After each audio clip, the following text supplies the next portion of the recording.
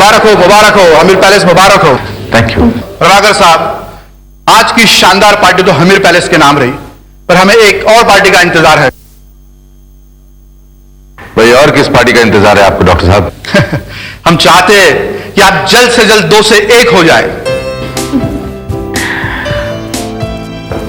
भाई, फैसला तो हमने यही किया डॉक्टर साहब।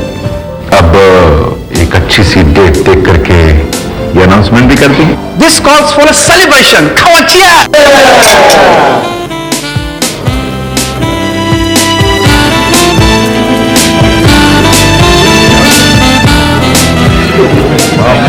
Excuse me sir. Yeah tell me. Sir, मैं इंडियन टाइम से हूँ। सर, आप एक बहुत ही कामयाब इंसान हैं। आप मिट्टी को हाथ लगाते हैं तो वो सोना हो जाती है। कहते हैं कि हर कामयाब इंसान की कामयाबी के पीछे एक औरत होती है। आपके पीछे कौन है सर?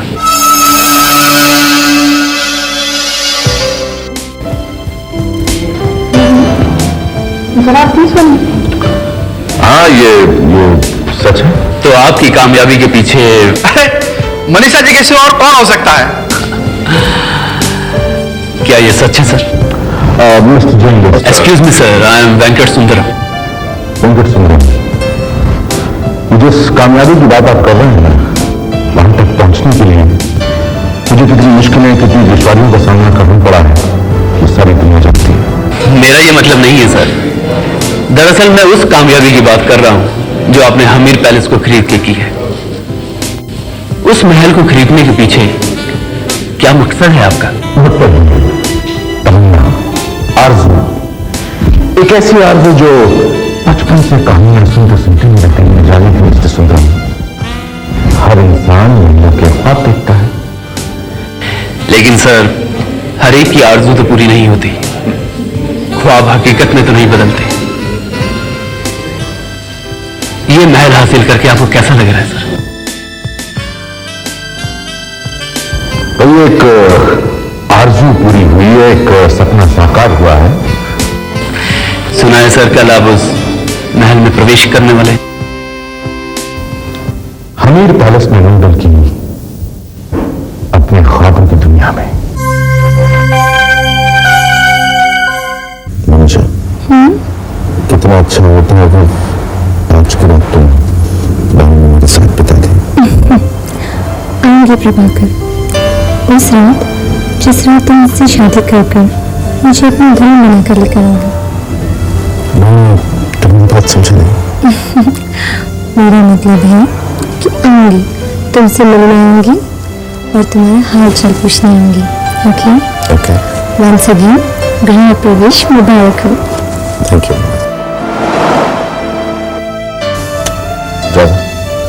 मनीषा जी को उनके घर तक छोड़ दे। चलता हूँ। ठीक है, बाय बाय।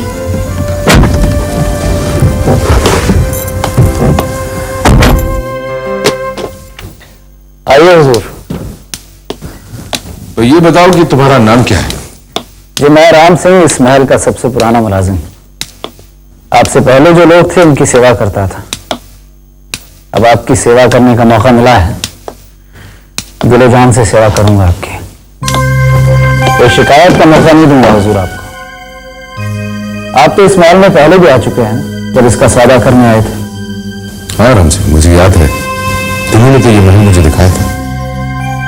हुजूर, आपने मुझे याद रखा, जरा नवाजी है आपकी। आइए।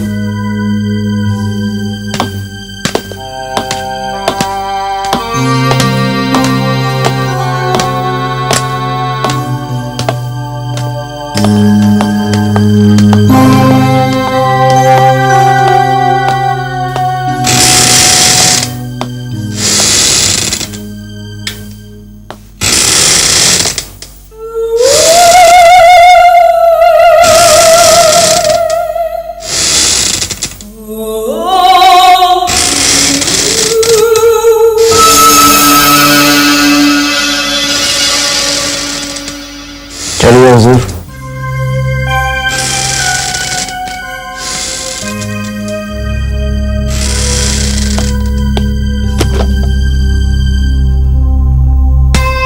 आइए हुजूर।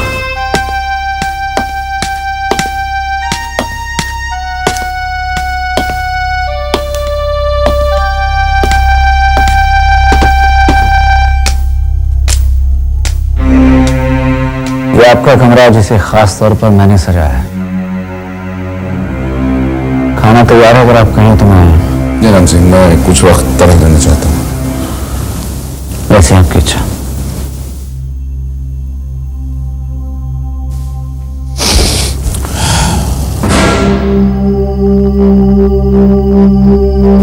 एक बात खास तौर से आपको कहना चाहता था। हर रात तकरीबन आधी रात को महल से दूर गिरजा नदी की पुल से एक रेलगाड़ी रात की खामोशी का सीना चीरते हुए चीखते चिंगारते गुजर जाती है। अजनबी लोग इससे अक्सर परेशान हो जाते हैं, लेकिन आपको परेशान होने की जरूरत नहीं। बहुत अच्छा किया जो तुमने हमें बता दिया राम सिंह। तुम जा सकते हो। चलता हूं।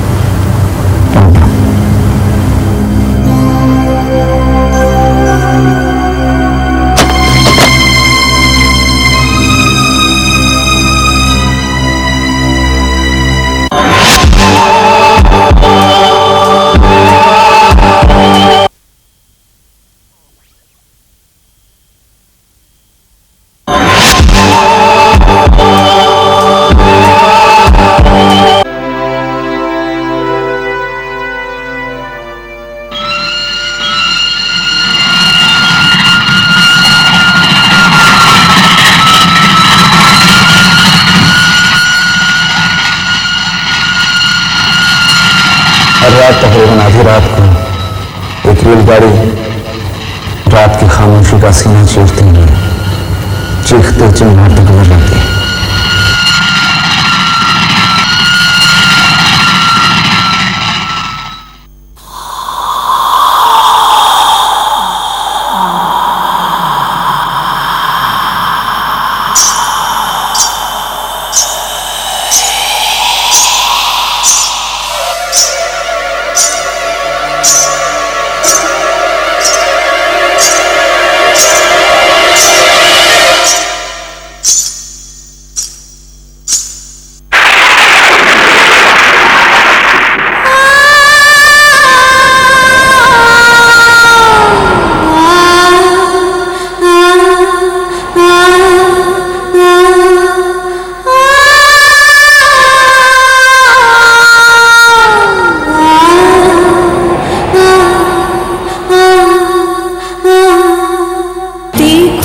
सिसकने लगी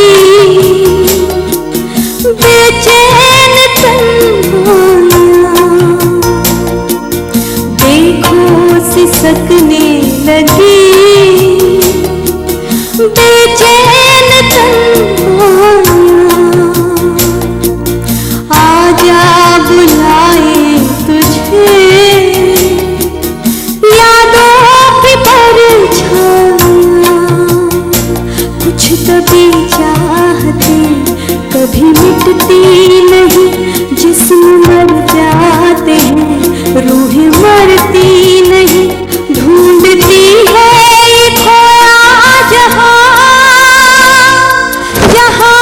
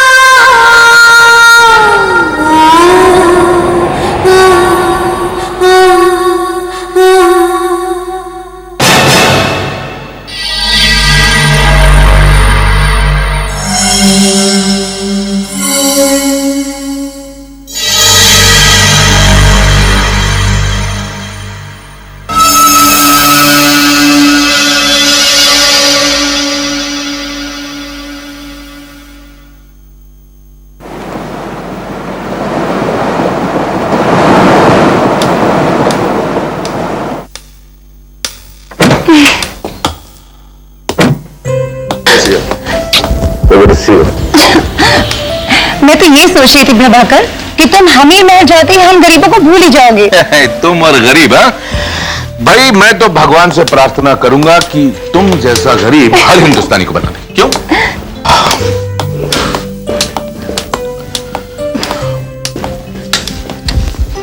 और बताओ प्रभाकर, महल में तुम्हारी रात कैसे कटी? मनीषा, किसी ने सच कहा है, इंसान महल तो खरीद सकता है, कीमती बिस्तर भी खरीद सकता है, लेकिन नींद नहीं खरीद सकता। लगता है तुम रात भर सोए नहीं। ठीक कहा तुमने। दूर जैसे नदी के पुल से रेलगाड़ी की आवाज आती है ना, रात के सन्नाटे में उस रेलगाड़ी की चिंगाड़ ऐसी लगती है मनीषा, जैसे जैसे कोई बहुत ही मासूम लड़की रो रो के फरियाद कर रही हो। वाह वाह, क्या मिसाल दी है। ऐसा लगता है हमीर महल में जाकर राजकुमार प्रभाकर साहब कवि बन गए हैं। अच्छा, तो इसके अलावा? इसके अलावा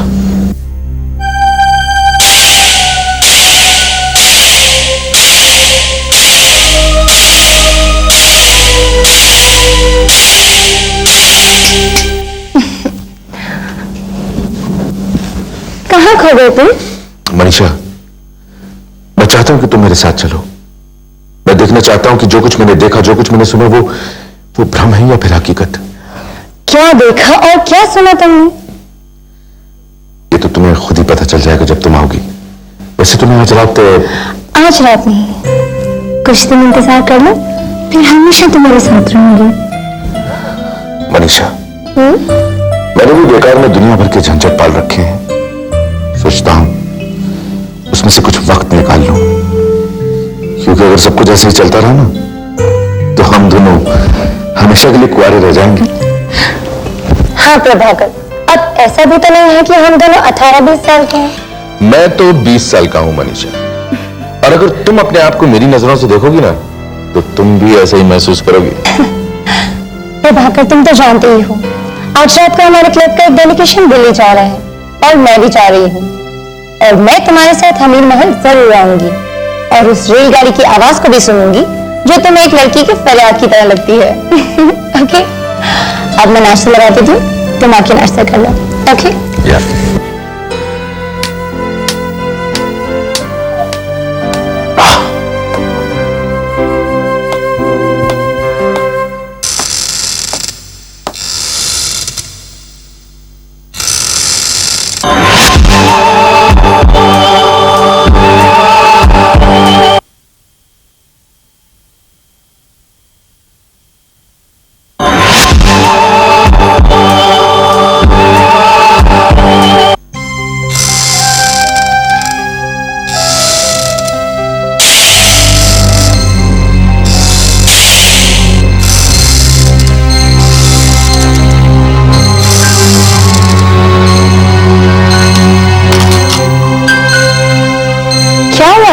रुक क्यों गए? कुछ नहीं।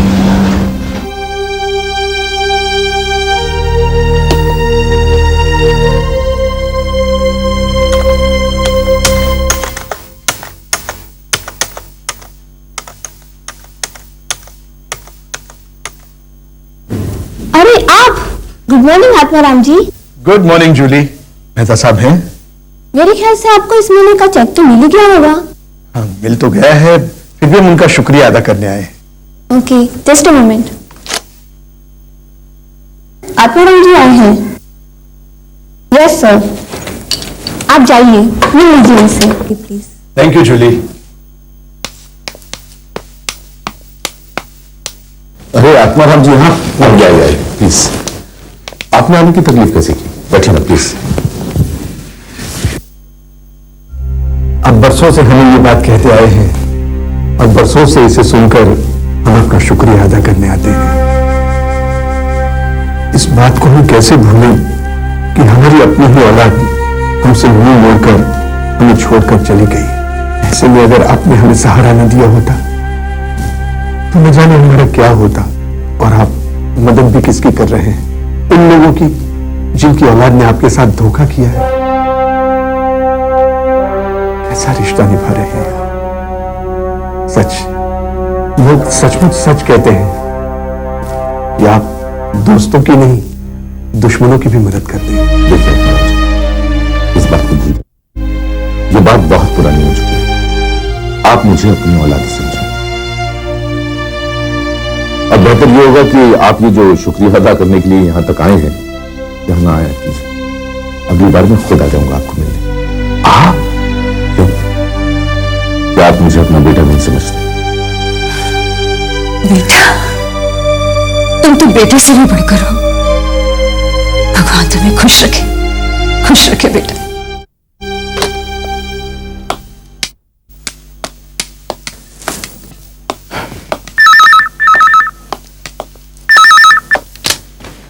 Hello, good evening sir. Sir मैं वेंकट सुंदरम। सर याद है आपको, वो मिला था पार्टी में वेंकट सुंदरम? हाँ याद है। Thank you sir. सर मैं ये जानना चाहता था कि आपका हमीर महल का तजुर्बा कैसा रहा। सर अगर आपके पास थोड़ा सा भी वक्त हो तो मैं आके आपसे मिल सकता हूँ? देखो वेंकट सुंदरम, दिन में तो मैं बहुत बिजी रहता हूँ। फिलहाल अभी मैं फ्री हूँ। अगर तुम आना चाहो तो यू आर मोस्ट वेलकम। या sir I am absolutely free. I am just coming sir. Thank you very much sir. Okay.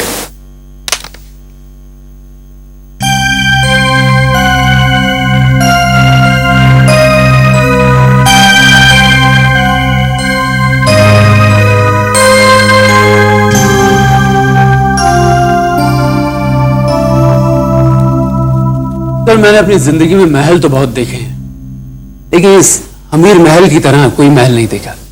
Beautiful. इससे आपकी सोच और आपकी पसंद का अंदाजा लगाया जा सकता है। Anyway, congratulations. Thank you young man, thank you very much. ये बताइए कि आप क्या लेंगे? वैसे मैं हार्ड लिकर खुद तो नहीं लेता हूं, लेकिन एक अच्छा होस्ट साबित होने की कोशिश करूंगा। No sir thanks. ऐसे मौकों पर मैं नींबू पानी से काम चला लिया करता हूं। ओके।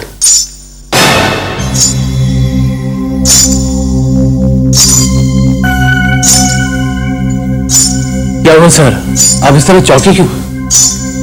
मैं दरअसल कुछ नहीं। क्या हुआ प्रभाकर साहब? वेंकट, तुम्हें आवाज सुनाई दे रही है? सर मुझे यहाँ पर सिर्फ आपकी आवाज सुनाई दे रही है। सुनो, गौर से सुनो। अब जरूर तुम्हें सुनाई देगी आवाज। हाँ सुनो। एक मिनट सर।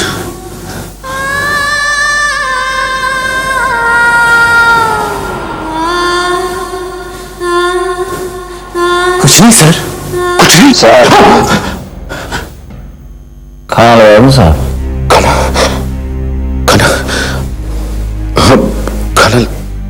लगा दो।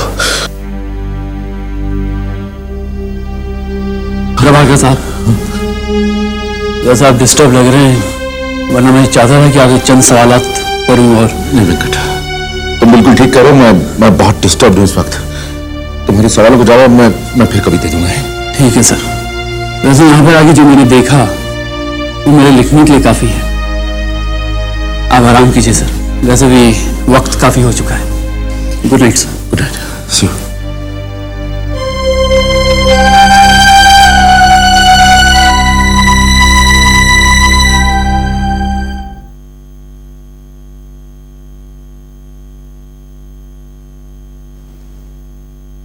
साहब, ये दवा पी लीजिए, आराम से नींद आ जाएगी।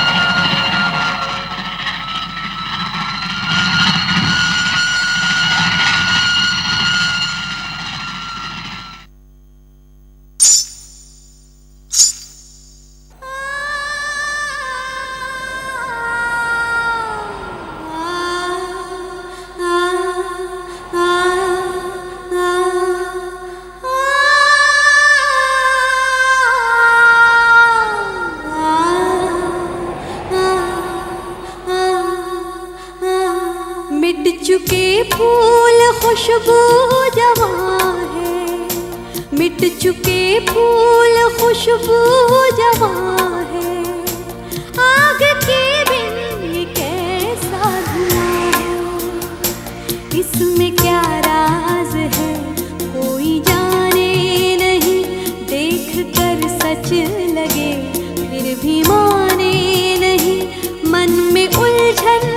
चुप है जुबान जुबान।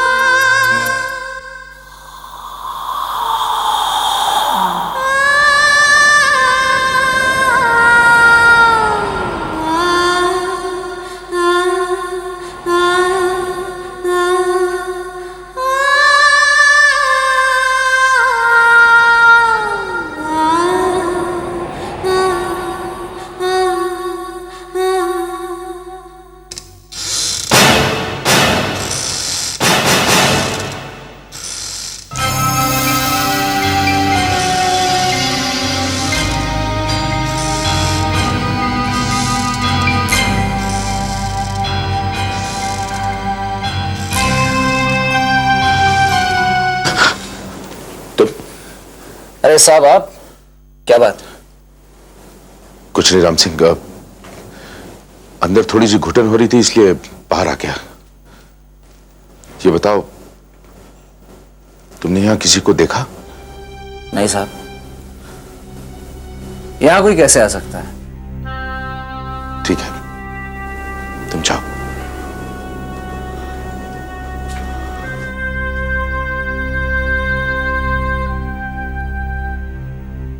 देखिए, आपके कुछ टेस्ट करवाने पड़ेंगे, तब तक मैं आपको कुछ दवाइयां लिख कर देता हूं, ठीक है? Excuse me. हेलो। हाँ प्रभाकर साहब, कहिए। नहीं, कहिए, आप कहिए। हाँ, वैसे थोड़ा बिजी तो हूं मैं, पर आप कहिए, क्या बात है? अच्छा ठीक है, मैं पहुंचता हूं। नहीं, 10 मिनट में पहुंचता हूं। ओके।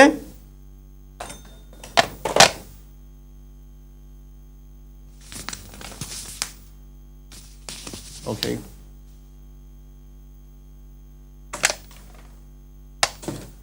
हेलो प्रभा। हाँ, मैं बाहर जा रहा हूं, आज के सारे अपॉइंटमेंट्स कैंसिल कर दो। ओके।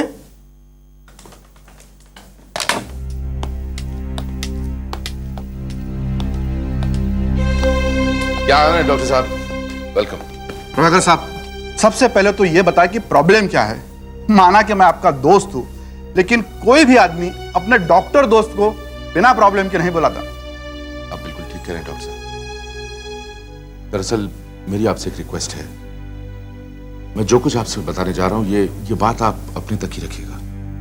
ऐसी क्या बात है प्रभाकर साहब? डॉक्टर साहब, मैं जब से इस महल में रहने आया हूं, मुझे अजीब अजीब सी आवाजें सुनाई देती हैं, साए नजर आते हैं, हवा में कभी दुपट्टा लहराता हुआ दिखाई देता, और कभी तो ऐसे लगता है जैसे कोई गाना गा रहा है। प्रभाकर साहब, आपके अलावा और लोग भी तो इस महल में रहते होंगे। जी हाँ, बहुत से लोग रहते हैं। फिर उन्हें भी यह सब कुछ दिखाई देता है या सुनाई देता है? नहीं डॉक्टर साहब, उनमें से ना किसी ने कुछ सुना और ना ही किसी को कुछ दिखाई दिया। मैं समझ गया आपकी प्रॉब्लम। प्रभाकर साहब, इसकी 2 वजह हो सकती है। एक तो आप दिमागी तौर पर इतने ज्यादा उलझ गए हैं कि उस उलझन की वजह से आपको यह सब सुनाई देता है या दिखाई देता है। या इसकी दूसरी वजह यह हो सकती है कि कभी कभी बचपन में आदमी के दिमाग पर कुछ कहानियां या कुछ घटनाएं इतना ज्यादा इंपैक्ट करती है कि बड़ा होने के बाद में उसे वही चीजें दिखाई देती है। अब आप तो ये भी जानते हैं कि ऐसा सब कुछ होना मुमकिन नहीं है, बल्कि नामुमकिन है। साहब, आप बिल्कुल ठीक कह रहे हैं। अब देखिए ना, कल रात को मैं यहां से बाहर गया तो सिक्योरिटी वाले ने मुझे आवाज दी, तो मैंने जब उससे पूछा कि उसे कुछ सुनाई दिया या दिखाई दिया, उसने ना में जवाब दिया। मैं समझ गया आपकी प्रॉब्लम। इस महल में आके आपकी नींद पूरी नहीं हो रही है, और ये जो सब कुछ आप देख रहे हैं या सुन रहे हैं, ये आपके थके हुए जहन का नतीजा है।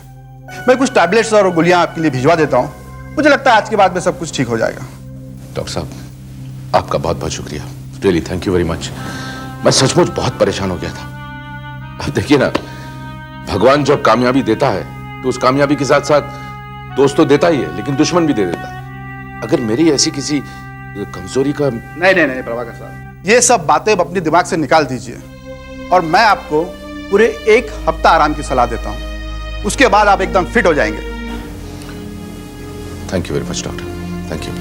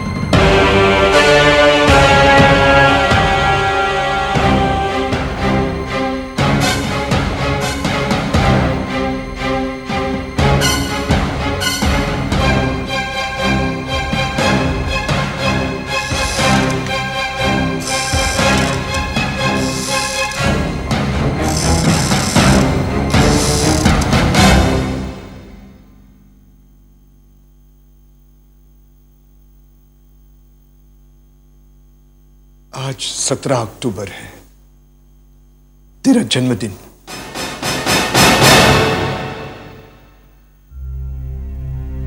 हमसे बिछड़कर इस शहर को छोड़े हुए तुझे 20 साल बीत गए।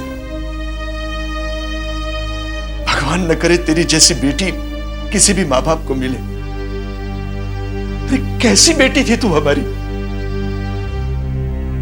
क्या यही तालीम दी थी हमने तुझे? रुपयों की लालच में आके तूने प्रभाकर मेहता जैसे नेक इंसान को धोखा दिया। इस शहर से भागते हुए तूने मुड़कर देखा तक नहीं कि हम लोगों पे क्या बीतती है। तू जैसी भी है हमारी औलाद है। तुझसे लाख नफरत सही, मगर ममता के आगे तो झुकना ही पड़ता। आत्माराम जी। प्रभाकर जी आप? अरे प्रभाकर जी, आपने क्यों तकलीफ की? मुझे बुला लिया होता। आज उसका जन्मदिन है। ये हमारी बदनसीबी नहीं तो और क्या है? ये हम उसे कोसने के सिवा और कुछ नहीं कर सकते। आत्माराम जी, इधर कुछ दिनों में क्या प्रिया ने आपसे संपर्क किया था? संपर्क किया? अगर संपर्क किया होता तो क्या इस तरह हम उसकी तस्वीर को सामने रखकर यूं रोते? 20 साल बीत गए, न जाने आज वो कहां होगी, जिंदा होगी या? जब तक अपनी आंखों से उसकी लाश को देख न ले हम, तब तक उसकी मौत का यकीन तो नहीं कर सकते ना हम। मगर आपने आने की कैसे तकलीफ की? अरे मैं तो बस यहाँ नजदीक से ही गुजर रहा था आत्माराम जी, सोचा आप लोगों को मिलता चलो। वैसे भी आपके एहसान क्या हम पर कम है कि आपने आने की तकलीफ की।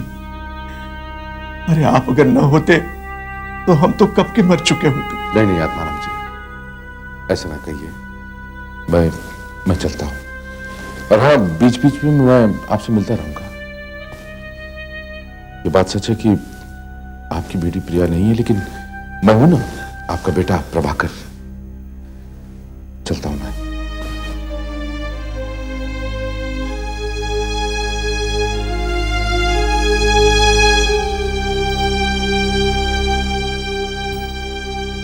देखा कैसे फरिश्ते जैसे इंसान को धोखा दिया है हमारी बेटी ने। अगर दूसरा कोई होता तो हमारी सूरत तक नहीं देखता। एक ये है जो आज तक उस रिश्ते को निभाता चला आ रहा है। माँ बाप अपनी औलाद को कभी बद्दुआ नहीं देते, लेकिन रिया जैसी औलाद के लिए बद्दुआ किसी और कुछ निकल ही नहीं सकता।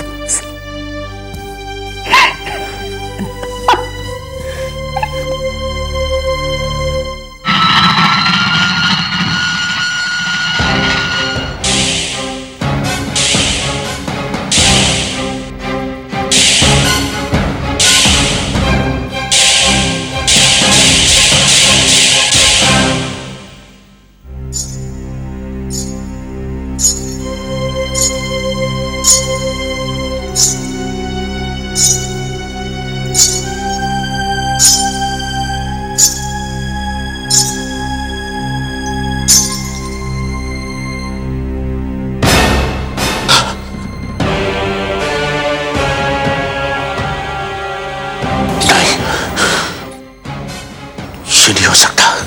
क्या नहीं हो सकता प्रभाकर? तुम वो नहीं हो सकती। मैं वही हूं, वही प्रिया की आत्मा। इंसान दुनिया में सब कुछ भूल सकता है, लेकिन अपना पहला प्यार कभी नहीं भूल सकता प्रभाकर। तुम अपने पहले प्यार से इनकार तो नहीं कर सकते। तो जाओ,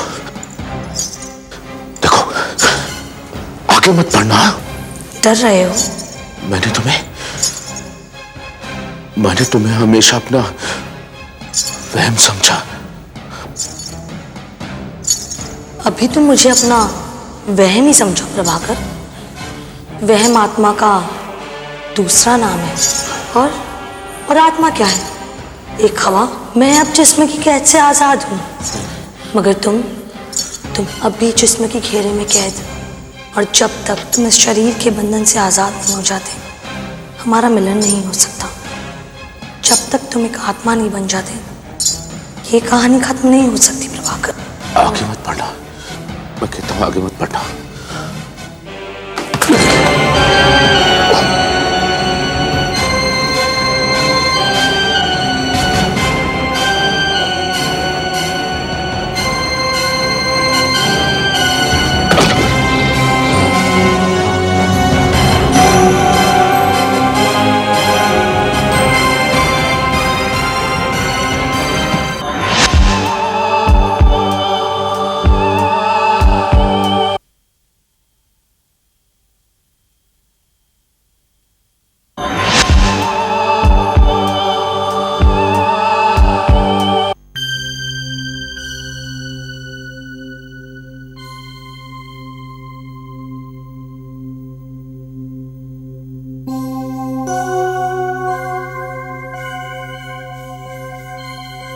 प्रिया? मैं प्रिया नहीं, मनीषा हूँ। मनीषा? क्या हुआ प्रभाकर? बहुत परेशान लग रहे हो। ठीक तो हो? मैंने तुम्हें कितने फोन किए, लेकिन किसी एक का भी जवाब नहीं मिला। मुझे परेशान होकर यहाँ आना पड़ा। पहले तो आप मुझे ये बताइए, आप उस वक्त वहाँ क्या कर रहे थे? मनीषा, मुझे लगा जैसे किसी ने मुझे आवाज दी। मैं उस आवाज की तरफ बढ़ा, लेकिन उसके बाद क्या हुआ मुझे पता नहीं। सच, डॉक्टर ने आपको आराम करने को कहा था ना, आपने उनकी बात भी नहीं मानी। अब 1 हफ्ते तक मैंने आपकी सारी अपॉइंटमेंट्स कैंसिल कर दी हैं। ना तो आप ऑफिस जाएंगे और ना ही आपसे यहाँ मिलने कोई आएगा। Is that clear? अब मैं तुम्हारे साथ रहूंगी।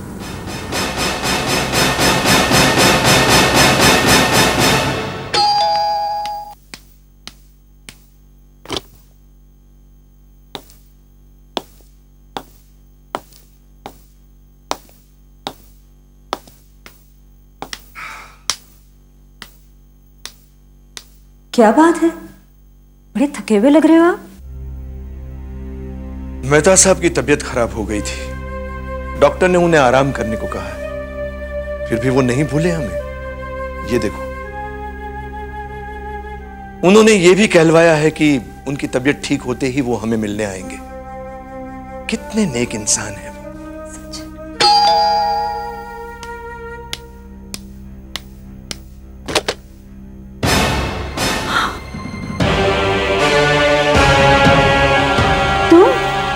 कौन?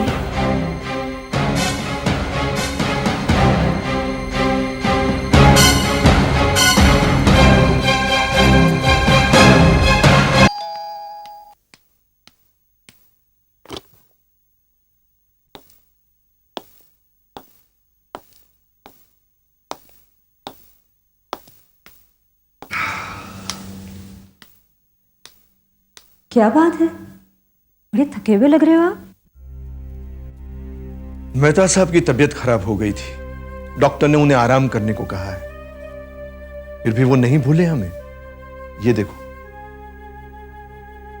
उन्होंने ये भी कहलवाया है कि उनकी तबीयत ठीक होते ही वो हमें मिलने आएंगे। कितने नेक इंसान हैं वो।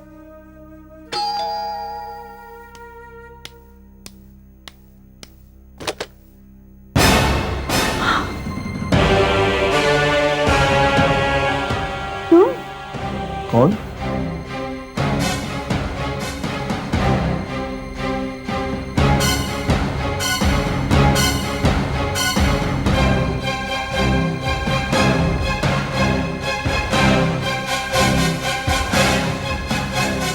क्या आज से 20 साल के बाद तुम्हें अपने माँ बाप की याद आई? ये तेरे पास तो धोखाधड़ी के करोड़ों रुपए थे। क्या हुआ उन रुपयों का? सब खत्म हो गए?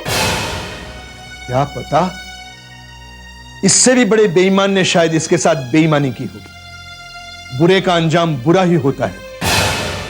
अब तुम यहां क्यों आई? किस रिश्ते से आई हो? एक बात सुन लो, इस घर के साथ या हमारे साथ अब तुम्हारा कोई रिश्ता नहीं है। चली जाओ यहां से। क्योंकि जो बेईमानी का धब्बा हमारे माथे पर लगा कर गई थी, शर्म के मारे हम आज तक किसी से आंखें नहीं मिला सकते। और जिस बैंक से रुपए लेके तुम भागी थी ना, उस बैंक में गरीबों के पैसे थे, उनकी खून पसीने की कमाई थी वो। मैं तो हैरान हूं तुम्हें यहां देखकर। अरे उन गरीबों की हाय, उनकी बद्दुआएं तुम्हें खा क्यों नहीं गई? अब चुपचाप खड़ी क्या हो तुम? तुम्हें क्या यह लगता है कि हम लोग आगे आके तुम्हें गले लगा लेंगे? पिछले 20 साल से एक एक दिन हमने तुम्हारी एक एक याद को वक्त की आग के हवाले किया है। अरे बेटियां क्या तेरे जैसे होती है? बेटियां तो अपने माँ बाप के लिए जान भी दे सकती है। और भगवान के लिए कभी ये मत कहना कि मैं तुम्हारी बेटी हूं। आपने सच कहा, मैं आपकी बेटी नहीं हूं। क्या? तो तुम हमारी बेटी नहीं हो तो क्या उसकी आत्मा हो? ना ही मैं आपकी बेटी हूं, ना ही उसकी आत्मा, और ना ही मेरा नाम प्रिया है। मेरा नाम अमिता है, अमिता भार्गव। अमिता भार्गव? ये सच कह रही है अंकल। यह है अमिता भार्गव और मैं हूं सुधीर श्रीवास्तव, इसका मंगेतर। मुझे गौर से देखिए, आज से 20 साल पहले जब आपकी बेटी आपको छोड़कर गई थी, उसकी उम्र क्या थी? और अगर आज वो यहाँ मेरी जगह होती तो उसकी उम्र क्या होनी चाहिए? तुम ठीक कह रही हो बेटी। आज अगर जो वो होती तो 45 की होती। हमें माफ करना बेटी। हमारी बेटी के लिए हमारे दिल में छिपी नफरत और गुस्से ने हमें तुम्हें यह सब कुछ कहने के लिए मजबूर कर दिया। नहीं, आप अपनी बेटी से इतनी नफरत मत कीजिए, क्योंकि शायद आप नहीं जानती कि सच्चाई क्या है और आपकी बेटी किस हाल में है। बताओ बेटी, किस हाल में है वो? मैं तो सिर्फ अंदाजा लगा सकती हूँ कि वो किस हाल में है। फिर भी हम जानना चाहेंगे तुम कौन हो, कहां से आई हो, और इन सभी बातों से तुम्हारा क्या रिश्ता है? मैं बताती हूँ। दरअसल मैं इस शहर से नहीं हूँ, मैं दिल्ली से हूँ। मैंने बीकॉम किया है। मेरे माँ बाप एक बैंक में काम करते हैं। इन तमाम बातों से मेरा बहुत ही गहरा रिश्ता है, बल्कि मेरी जिंदगी जुड़ी हुई है। बड़ी अच्छी बात है, एक खौफनाक सपना मेरा पीछा करता आ रहा है। मैं देखती थी उसे ख्वाब में।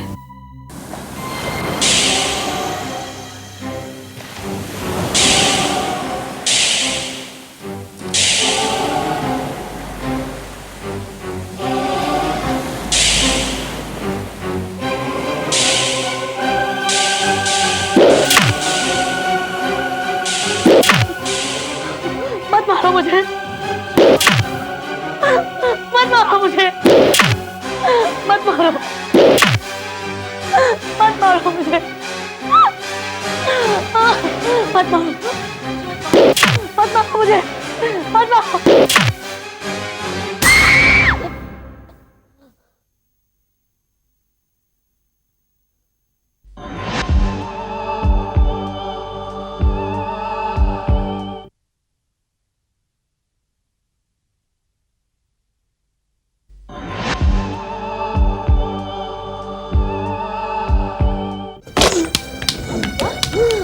क्या हुआ बेटी? तुमने फिर वही सपना देखा? ओह गॉड। सुनिए जी, पहले तो ये सपना साल में 1 या 2 बार ही आया करता था। फिर जैसे जैसे बड़ी होने लगी महीने में आता है, और अब जब से 20 साल हुए तो हर हफ्ते आता है। इस सपने ने तो चिंता में डाल दिया है। देखिए ना, इसकी सेहत पर भी कैसा असर पड़ने लगा है इसका। पार्वती, मैं कल ही प्रोफेसर सिन्हा की अपॉइंटमेंट लेता हूँ। वो शहर के सबसे अच्छे और नामी साइकियाट्रिस्ट हैं। वाकई ये हैरान करने वाली बात है कि कोई भी सपना, चाहे वो अच्छा हो या बुरा हो, उसकी म्याद इतनी लंबी नहीं हो सकती। कहीं तुम्हारे साथ कोई ऐसा हादसा तो नहीं हुआ बचपन में जिसकी वजह से तुम्हारे दिमाग में उसकी चोट की वजह से कोई असर हो गया? नहीं अंकल, ऐसा तो कुछ भी नहीं है।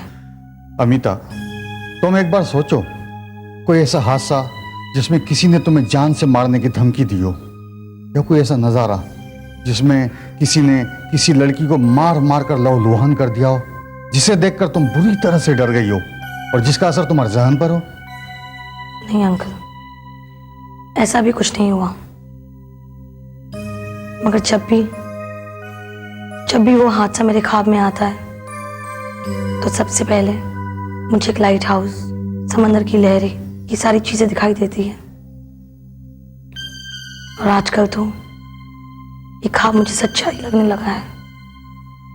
कभी कभी मुझे ऐसा लगता है जैसे मैं नहीं कोई और हूं। जब मम्मी अमिता अमिता करके पुकारती है तो ऐसा लगता है वो मुझे नहीं किसी और को पुकार रही है। मगर ये सारी चीजें कुछ देर के बाद नॉर्मल हो जाती है। ख्वाब में जो तुम्हें जगह दिखती है, उस जगह पहले भी गई हो? नहीं, वो जगह बिल्कुल अनजान है मेरे लिए, बिल्कुल।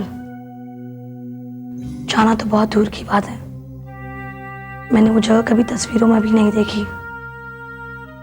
अंकल, वो ख्वाब तो आँख खुलने के साथ ही खत्म हो जाता है, लेकिन वो जगह मुझे हॉन्ट करती है।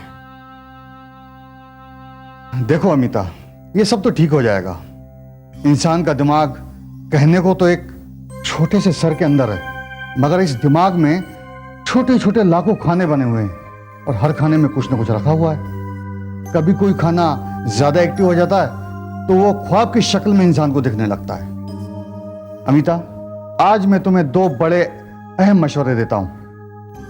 एक तो ये कि आज के बाद तुम कोई भी ऐसी किताब नहीं पढ़ोगी जिसमें किसी कत्ल या किसी ऐसी चीज के बारे में हो जो इंसानी पहुंच से बाहर है। और दूसरा ये, तुम्हारे जहन में जो वो हादसे की जगह उभर कर आती है ना, आज के बाद तुम उस जगह को तलाश करोगी, क्योंकि मुझे पूरा यकीन है कि इंसान चाहे ख्वाब कितने ही बेतुके क्यों ना देखे, लेकिन उसमें दिखने वाली वो लोकेशन, वो जगह, उसकी जानी पहचानी तो होती है।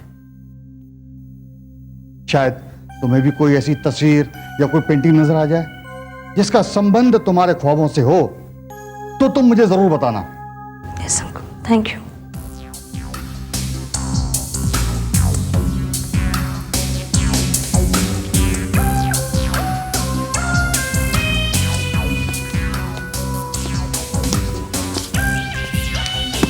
Thank you.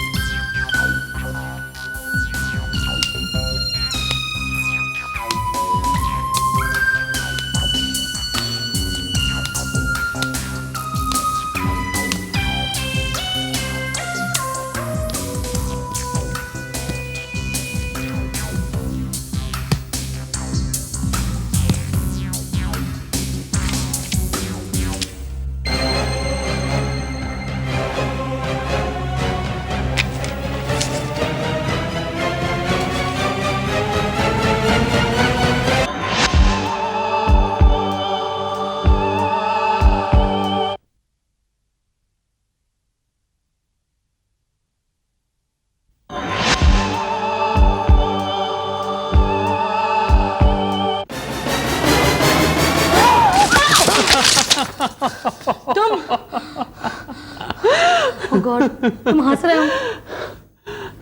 मैं डर गई। मैं समझी ये सपने वाला। अमिता, तुम सपने वाली बात को इतना सीरियसली क्यों लेती हो? देखो, मैं और तुम दोनों बचपन से एक दूसरे को जानते हैं और मैं अच्छी तरह जानता हूं कि तुम्हारे साथ ऐसा कोई हादसा नहीं हुआ, लेकिन तुम उस सपने वाली बात को लेकर इतने परेशान रहती हो। जानती हो, उससे ज्यादा सबसे ज्यादा नुकसान मेरा होता है। वो कैसे? वो ऐसे है कि इससे पहले हम कितनी अच्छी अच्छी जगह मिला करते थे, गार्डन्स, रेस्टोरेंट्स, मूवी थिएटर्स, लेकिन अब मुझे तुमसे मिलना है या तो लाइब्रेरी आना पड़ता है या बुक स्टॉल। और वो प्रोफेसर सिन्हा ने तुम्हें क्या कह दिया कि तुम तो स्टोन एज में पहुंच गए। धीर, मैं कैसे समझाऊं तुम्हें? मैं ये सब क्यों कर रही हूँ?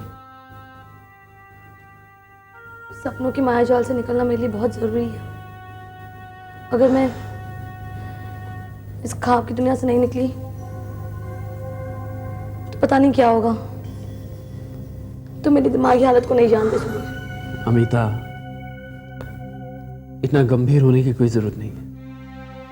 देखो, मैं तुमसे प्यार करता हूं और मैं चाहता हूं कि तुम इस सपने से बाहर आओ ताकि हम अपने प्यार की सपने की दुनिया बसा सकें। देखो, मैं तुम्हारे लिए बहुत सारी चीजें इकट्ठी की हुई हैं, चलो मेरे साथ। कहाँ? अरे तुम आओ तो सही है, कब?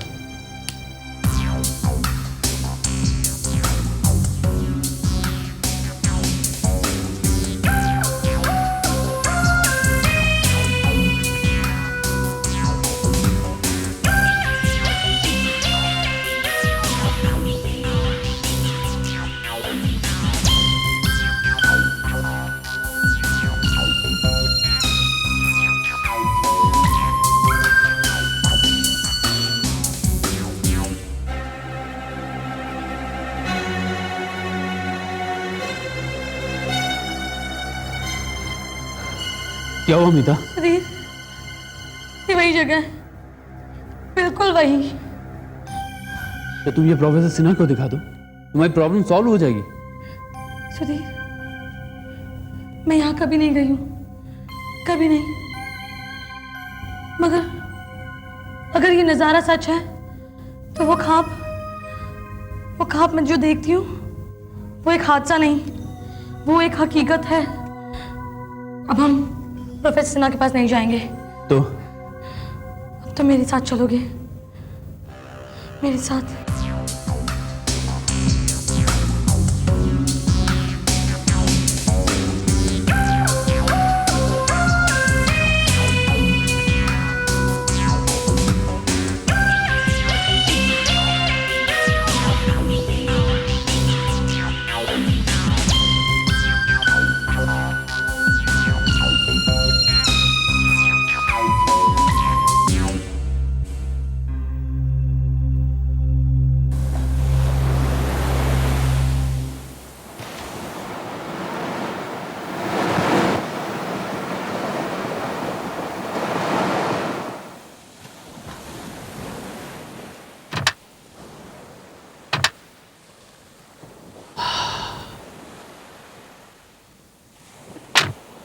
अमिता, ये यहाँ का सबसे मशहूर बीच है।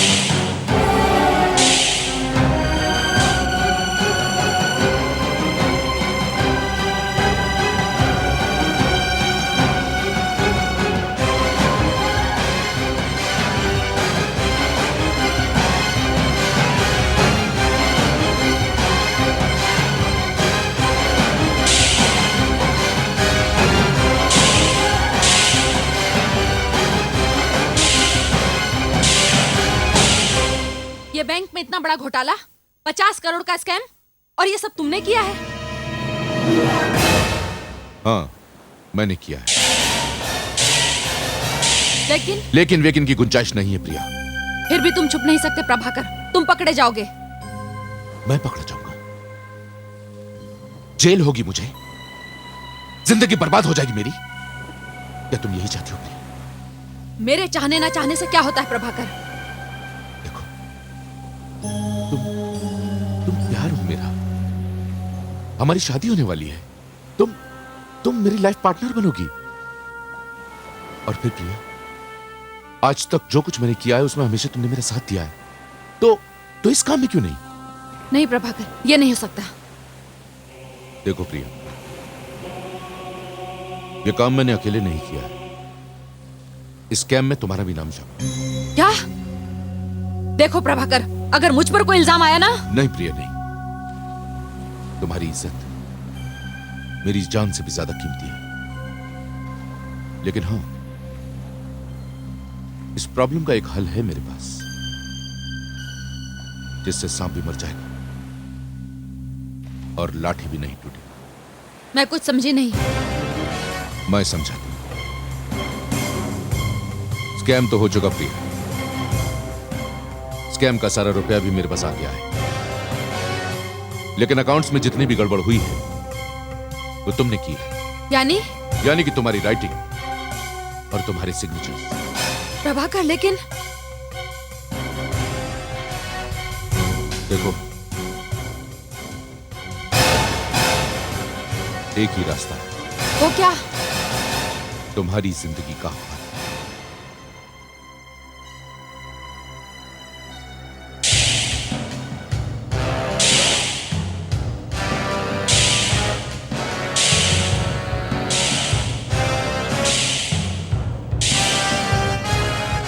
नहीं प्रभाकर, तुम ऐसा नहीं कर सकते।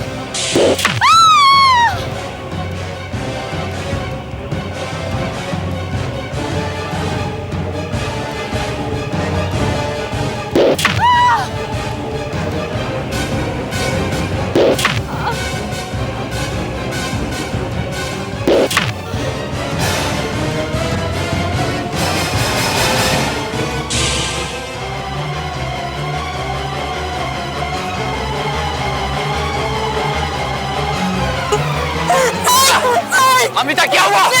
अमिता, क्या हुआ? क्या हुआ? क्या हुआ अमिता? अमिता, क्या हुआ?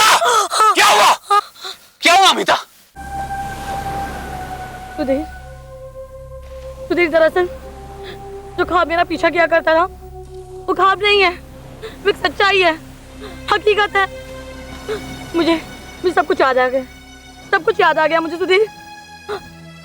दरअसल मैं सपने में अपना ही लहूलुहान चेहरा देखा करती मुझे सुधीर, और यही वो जगह है जहाँ उसने मुझे मारा था।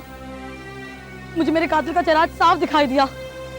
मुझे सब कुछ याद आ रहा है, सब कुछ। मेरा घर, मेरे माँ बाप, और वो बैंक जिसमें 50 करोड़ का स्कैम हुआ था,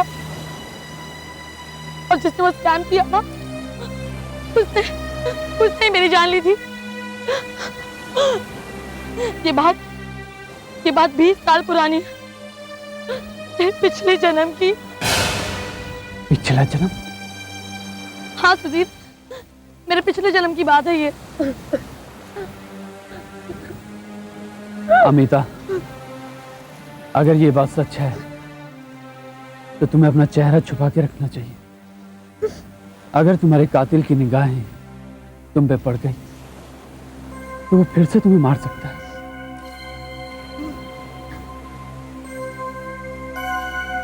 तुम चलो मेरे साथ। कहाँ? तुम चलो तो सही।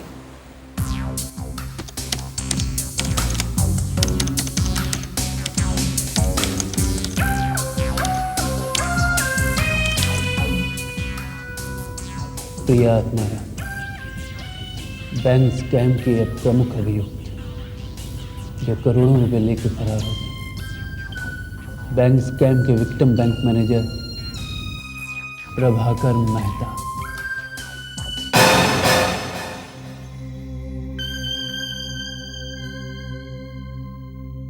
वो प्रभाकर मेहता जो इस शहर का सबसे बड़ा बिजनेसमैन और आप लोगों की नजरों में जो भगवान है, उसी ने बैंक लूटा, उसी ने प्रिया की हत्या की।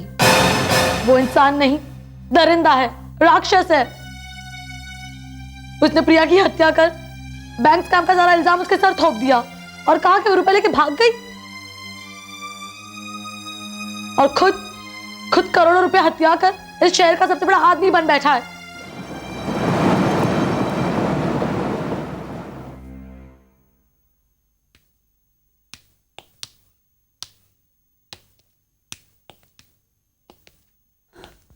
मुझे देख के यकीन ही नहीं हो रहा है कि हमारी बेटी मर चुकी है, मगर ये सच है।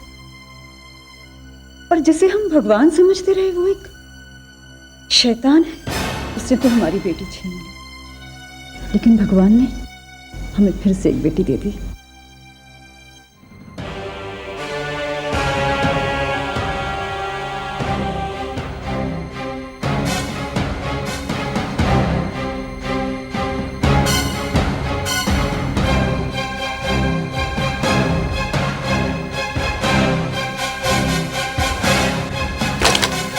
प्रभाकर मेहता, तुम अपने आप को दुनिया के सबसे अक्लमंद इंसान समझते थे।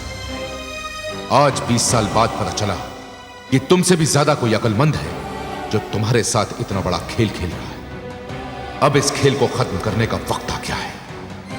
हाँ प्रभाकर मेहता, वक्त आ गया है।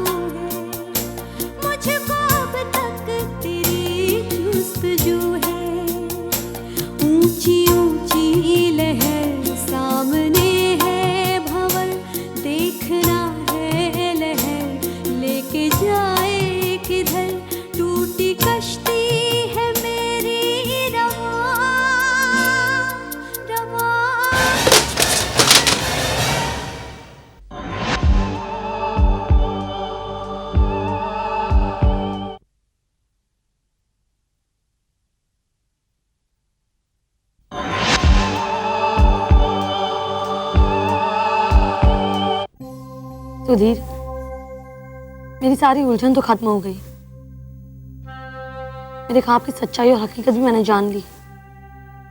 लेकिन अब मैं सिर्फ अमिता भार्गव नहीं हूँ, मैं प्रिया आत्माराम भी हूँ। अमिता ने तो सारी सच्चाई जान ली, लेकिन अब जो करना है वो प्रिया को करना है। मेरे बूढ़े माँ बाप जो अपनी बेटी को गलत और उसके कातिल को सही समझते रहे, किस तरह वो उस कमीने के जुल्म का शिकार बने। मेरी निर्मम हत्या और न जाने कितने पाप किए होंगे उसने। इस शहर को उसके जुल्मों से बचाना है। कौन देगा उसे सजा, अमिता या प्रिया? उसे तो सजा प्रिया ही देगी। तो आज की रात फैसले की रात होगी। आज की रात वो उस महल में खुद प्रिया के सामने एक बाले जुल्म करेगा। और सुधीर, तुम उस वक्त वहां पहुंचना जब वो रेल नदी के पुल से रात की खामोशी का सीना चीरती हुई चीखती चिंगारती गुजर जाएगी। लेकिन अमिता, तुम अपना ख्याल रखना। दुश्मन चालाक ही नहीं, बहुत खतरनाक भी है। कभी भी कोई भी चाल चल सकता है। अब कोई गुंजाइश नहीं रही चाल चलने की। मुझे देखकर उसके होश उड़ जाएंगे। वो हमारी चालों से बेखबर खुद अपने बिछाए हुए जाल में फंस जाएगा।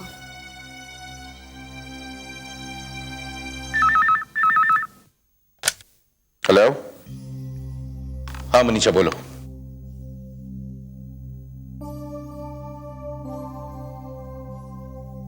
नहीं मनीषा, वैसे चाहता तो हूं कि तुम आ जाओ, लेकिन मुझे इस वक्त इस महल में बहुत घुटन महसूस हो रही है, इसलिए मैं थोड़ी वक्त के लिए समुद्र के किनारे जा रहा हूं। कहा ना, थोड़ी देर में वापस आ जाऊंगा, समझे?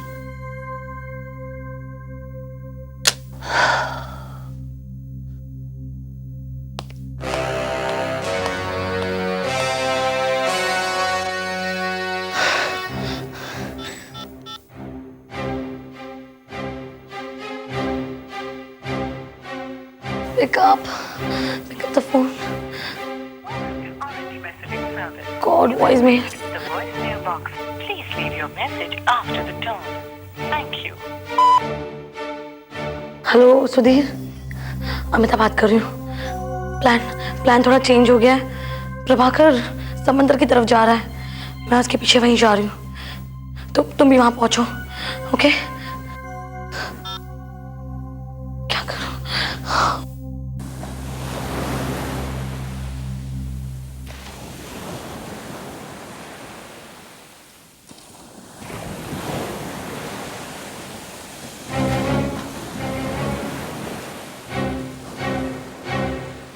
आज से 20 साल पहले इसी जगह मैंने तुम्हारी कहानी खत्म की थी प्रिया। और कुदरत मुझ पर इतनी मेहरबान है कि आज 20 साल बाद बाजी मेरे ही हाथ में है।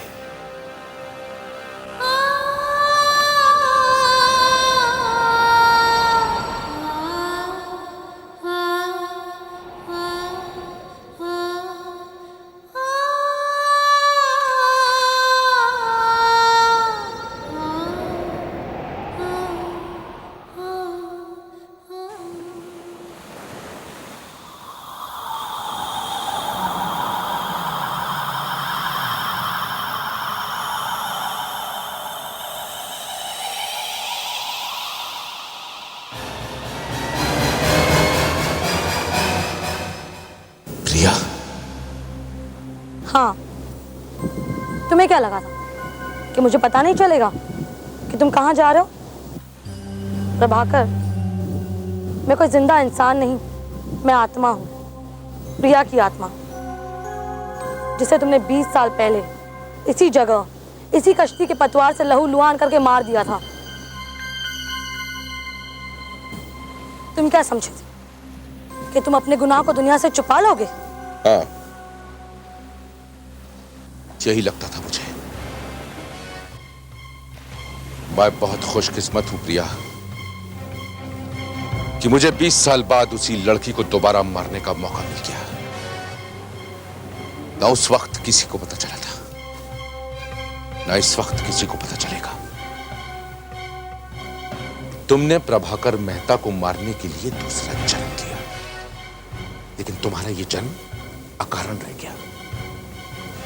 अब तुम्हें प्रभाकर को मारने के लिए तीसरा जन्म लेना पड़ेगा।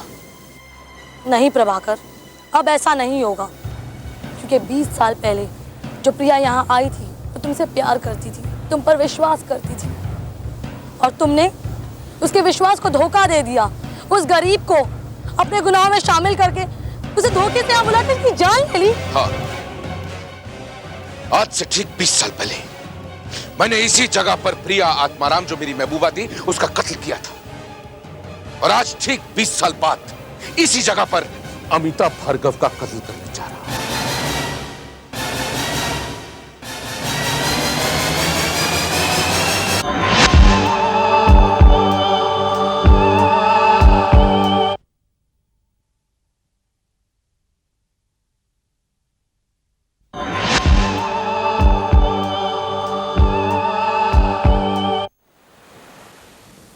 चौंक क्यों गई? मेरा नाम प्रभाकर मेहता है और मेरे ये हाथ बहुत लंबे हैं। मुझे फांसने के लिए जो जाल तुमने महल में बिछाया था, मैंने उस बाजी को पलटा दिया है और इसीलिए तुम्हें जानबूझकर बहकाकर महल से समुद्र के किनारे ले आया, जहां मौत तुम्हारा इंतजार कर रही है। शायद तुम ये नहीं जानती कि बस थोड़ी ही देर के अंदर ये समुद्र का पानी यहाँ आएगा और तुम्हारी लाश को अपने आप में समूह कर ले जाएगा। ठीक उसी तरह जिस तरह 20 साल पहले ये समुद्र का पानी प्रिया की लाश को समूह कर ले गया था। प्रभाकर मेहता, तुम क्या समझते हो? इस कश्ती की पतवार के सामने मैं अपना सर झुका लूंगी? नहीं, बिल्कुल नहीं, क्योंकि इस बार मैं कश्ती की पतवार का इस्तेमाल नहीं करूंगा, बल्कि साइलेंसर लगी इस पिस्तौल का इस्तेमाल करूंगा। बड़ी खामोशी से गोली चलेगी और फिर एक चीख हवा में गूंजेगी, तुम्हारी चीख, और उसके बाद सब कुछ खामोश हो जाएगा, बिल्कुल इस रात की खामोशी की तरह। अमिता भार्गव, तुम्हारे प्लान के मुताबिक सारे लोग इस वक्त महल में होंगे, इसलिए उन्हें पता भी नहीं चलेगा कि तुम्हारे साथ अंजाम क्या हुआ। भागने की कोशिश मत करना, समझी?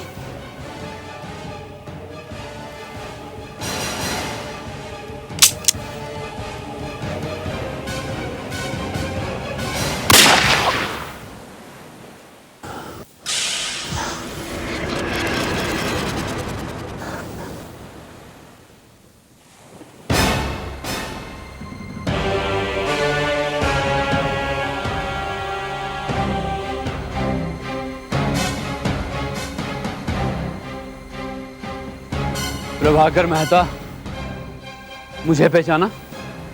मैं वेंकट सुंदरम नहीं, सुधीर श्रीवास्तव,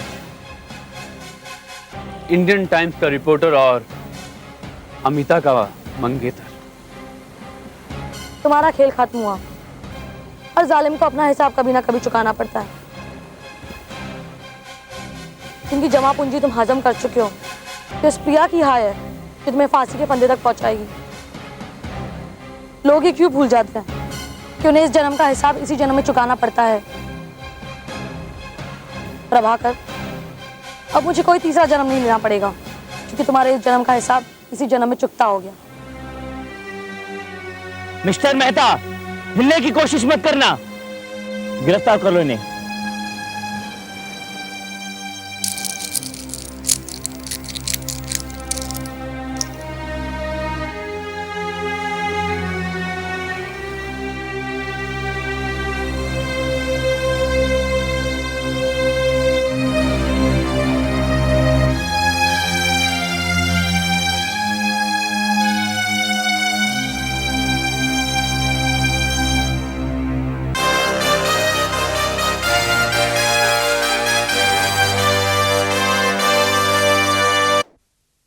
हमारा इस एपिसोड का प्रश्न है, प्रिया का दूसरा जन्म क्यों और कहां होता है और उसके मंगेतर का क्या नाम है?